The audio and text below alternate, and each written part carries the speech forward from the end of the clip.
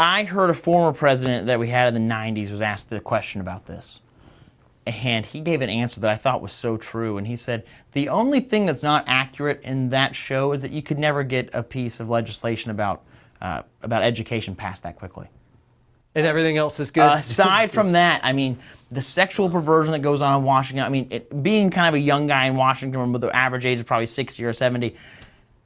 And I look at all these people, a lot of them that I've looked up to through my life. I've always paid attention to politics, guys that, then all of a sudden you get invited to, like, well, hey, we're going to have kind of a sexual get-together at one of our homes. You should come. And I'm like, what did you just ask me to come to? Yeah. And then you realize they're asking you to come to an orgy. Yeah. Or the fact that, there's some of the people that are leading on the movement to try and remove, addiction in our country. And then you watch them do, a key bump of cocaine right in front of you. And it's like, wow, this is wild. What? That's Madison Cawthorn, representative from North Carolina, and he's talking about the orgy, cocaine-fueled orgy parties he's been invited to, as he pointed out, by 70 and 80-year-old government officials there in Washington, D.C.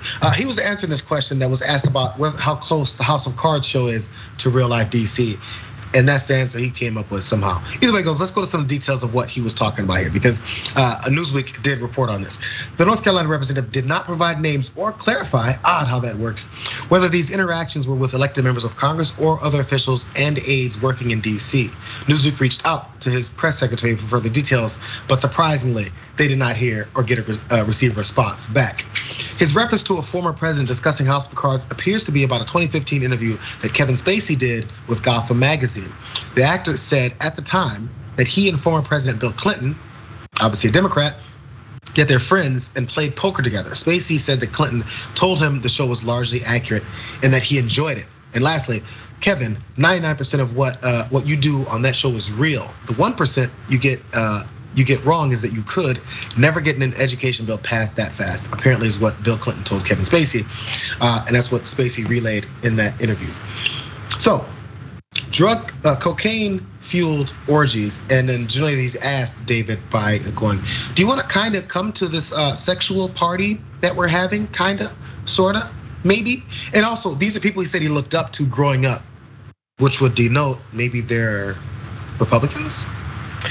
So Jayar, I lived in DC for, 17 years. I was a network correspondent. I had a show. I thought I was pretty good looking. Nobody ever invited me to a sex-filled orgy with cocaine or drugs or anything like that. I hardly got invited to any parties. So first of all, I don't believe Madison Cawthorn in the least at all. Maybe there was some lobbyist, there's all kinds of crazy stuff that sure happens in Washington, DC. And I'm sure members of Congress, regardless of how ugly or attractive or whatever their abilities or disabilities are, probably get invited to all kinds of different stuff. But that doesn't mean that all lawmakers or that this is a prevailing thing that happens in Washington at all. It doesn't. And the reason I'm sure that Madison Cawthorn is exaggerating, making some of this stuff up. The way he has his hat on backwards while he's doing this interview that's on camera, what a punk. You can't take anything this guy takes seriously, nothing. Yeah, people wear hats on cameras. It's the worst. But no, hat's backwards. It's the backwards hat. If he had turned it around, then he could be kind of hip and cool like you, Jayar. But to have a backwards hat, what is he, like a Georgetown sophomore? This is a punk. You can't believe anything this guy says. It seems like he's trying to fit whatever role this show is and maybe the laid back nature of it. So he's trying to always mold and fit himself in. Because when else would he have told these stories? How come you've been keeping a lid on this? How long has this been happening? There were these drug-filled parties. Now, by the way, I was in DC for a little bit of time, not lived there, but the energy I picked up from politicians was very much Hollywood. Like if you catch some mid-range celebrities out in Hollywood, they'll act like they are the biggest star and you should know everything about them. I feel like politicians, some walk around that town like, yeah, you saw me, you saw me. And so I feel like it's not much of an energy of, so we're having a sex-fueled party. It's more like they'll have a party, and if something goes down because that's the nature of what's happening, you may sit there and go, oh my God, I see cocaine now. Nobody advertises that before they even get you there. That's ridiculous, I don't know.